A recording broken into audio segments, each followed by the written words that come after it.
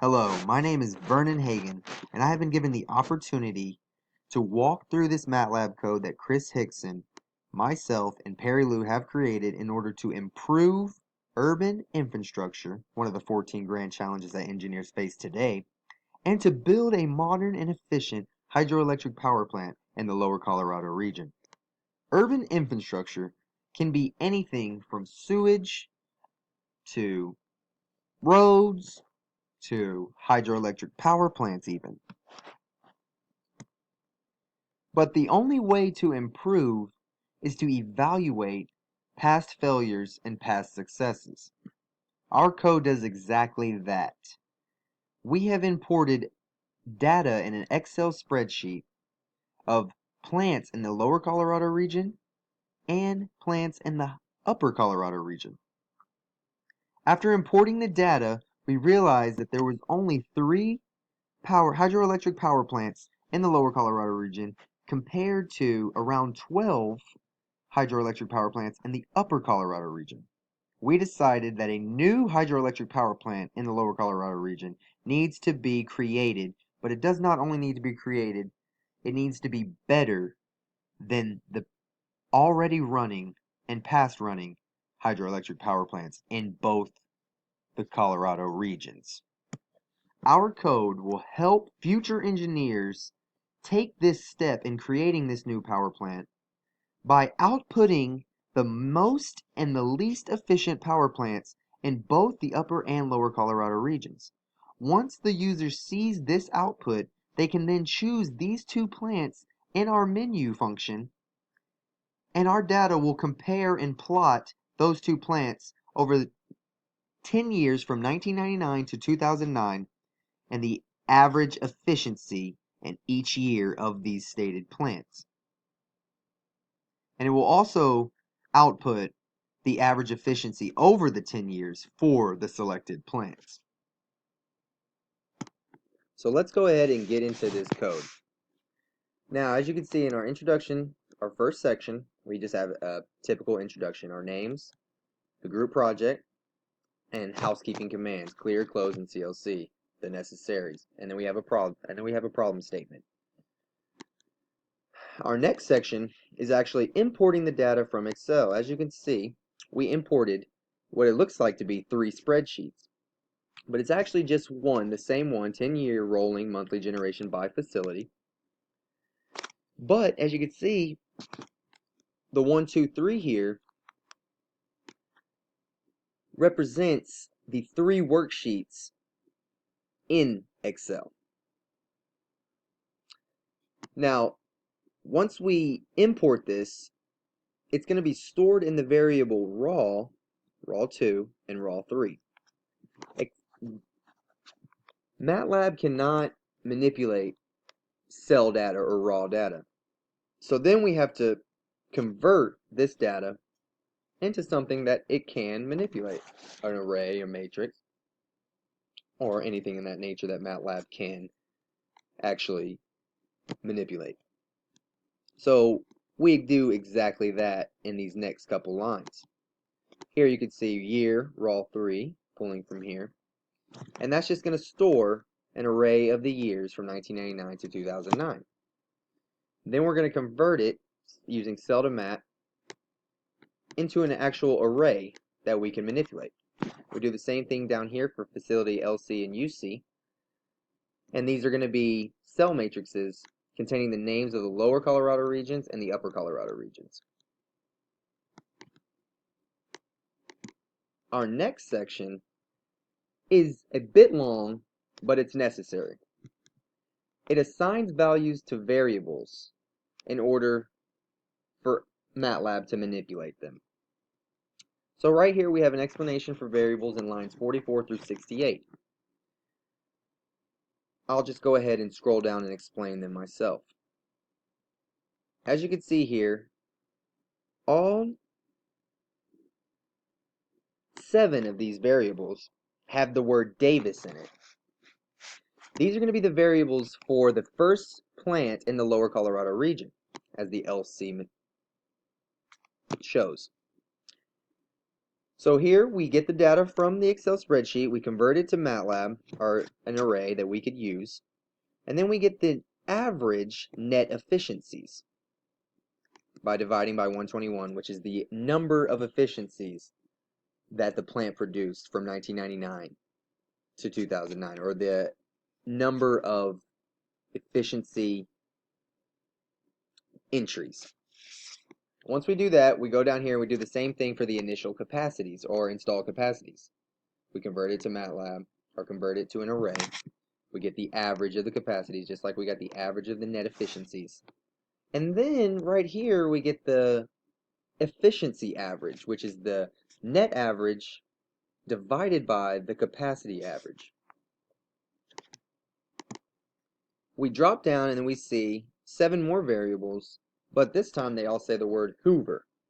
These are going to be variables just like the ones stated above, but these are going to be the ones for the plant Hoover in the lower Colorado region.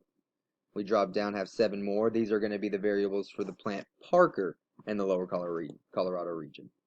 Now the lower Colorado region only has 3 plants, which is why we are creating a new plant in the lower Colorado region. So we drop down and we see that we have another explanation for variables in lines 84 through 189. These are going to be the upper Colorado regions. It's going to be exactly the same as the lower Colorado regions, but it's for the upper Colorado region this time. So we drop down and we see UC Blue Net all the way through UC Blue Efficiency Average.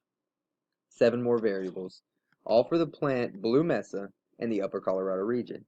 It does the exact same thing that the previous ones did for the lower Colorado region, just for the upper Colorado region plants. So as we scroll down, we see all the plants in the upper Colorado region, and each plant getting its actual data assigned to actual variables. We come down here and keep going all the way through all the upper Colorado regions. As you can tell, there's way more plants in the upper Colorado region than there is in the lower Colorado region. So once we're done with that, we go on to our next section.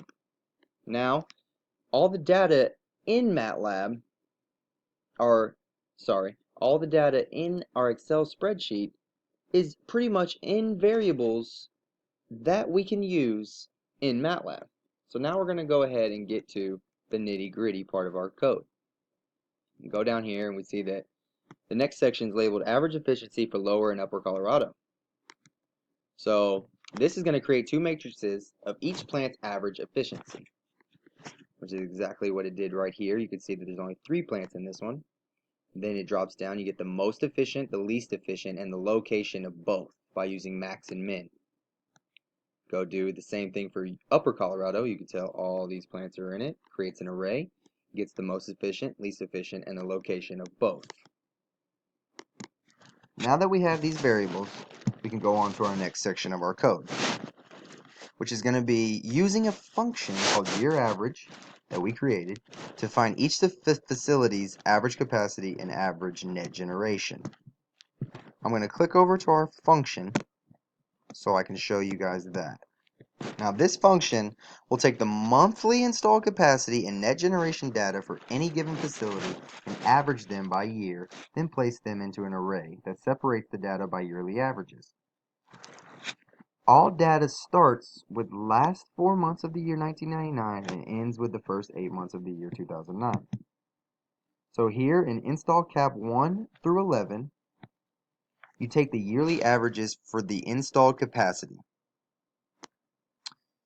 And then after that, we have the install cap average variable, and that's just going to be an array of install cap 1 through 11.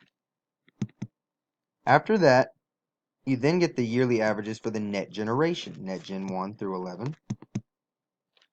And then the net gen average variable will store an array of all those numbers. Once we have an array of those numbers, we could then, in our code, pull exactly what information we want, and we can pull it when we want to pull it.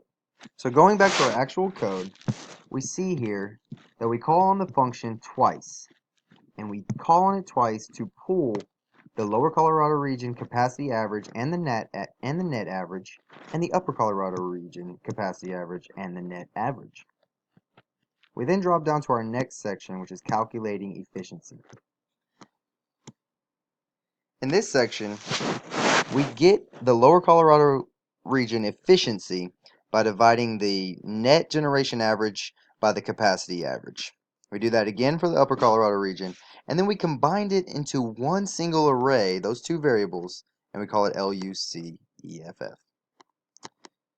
Then right here we have a text 1 and a text 12. These are going to actually store a string in these two variables in order to assign to our plot. And speaking of plot, our next section is plotting. Now, we plot the year on the x-axis, 1999 through 2009, and the efficiency on the y-axis. We do that for both lower and upper. Then we adjust the axes and add missing elements. And then we add the average efficiency of the chosen plants to the plot. And we use those sprintf statements I used earlier, or talked about earlier. Then we find the location of the most efficient and least efficient plants out of all the possible plants, and we display them using output statements, fprintf.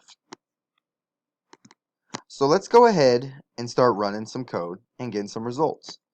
So we see here we get a menu, choose a facility in the Lower Colorado region. I'm going to choose Davis. Now choose a facility in the Upper Colorado region to compare to. I'll choose Blue Mesa just to make it easy.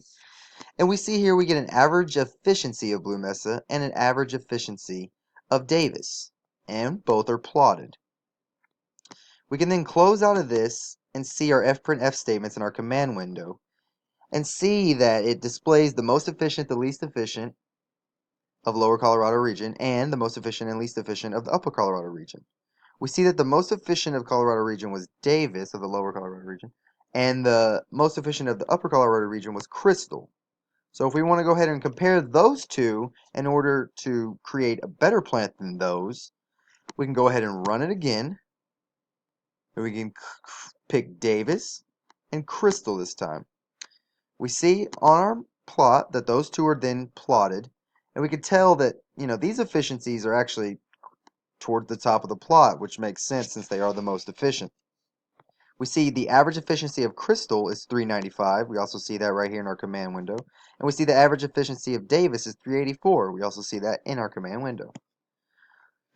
So then our future engineers can use this data and go from there. They could create a plant that models the most efficient plants that are already running, and they could probably tweak them and actually get better results.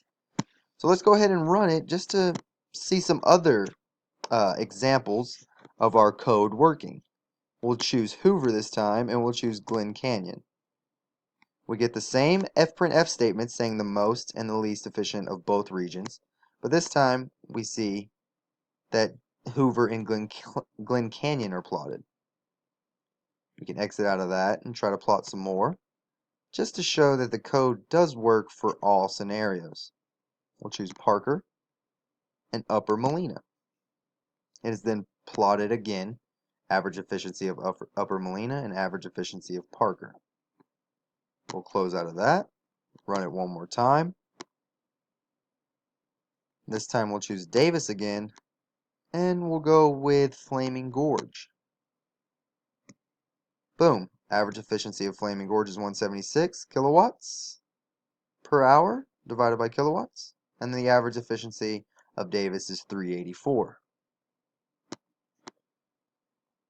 So, as you could tell, our code does work. It does not produce any errors, and it does exactly what we wanted it to do.